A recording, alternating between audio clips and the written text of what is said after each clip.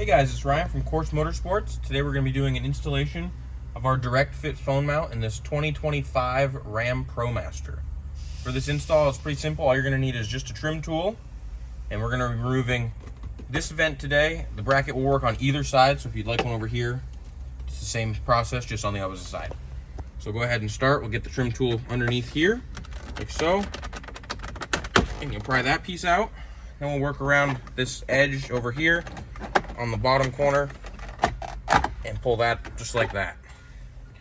Now that this is out, we'll take our bracket.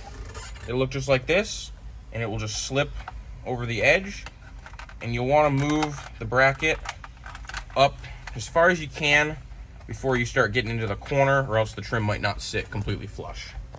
So just like that is good. So then we'll just take this and do the reverse. Line it back up, and we'll just install just like that. The next step is going to be to open up your box of goodies. There'll be a Course Motorsports sticker on top with a QR code to bring you to our website. Be an alcohol pad and a steel ring. You can use these if you need to stick the steel ring to the back of your phone if you don't have a MagSafe device.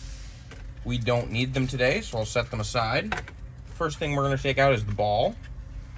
You'll just thread it onto the bracket by hand to start. So, then take the included Allen wrench out of the box.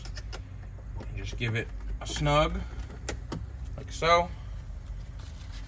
Now we'll take our head option out of the box, take it out of its little baggie, and on the back there'll be a locking collar. We'll take it all the way off, slip it over the ball, then slip the head option over the ball.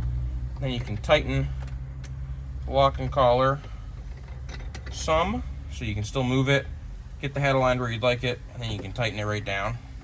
And just take your phone, stick it right on.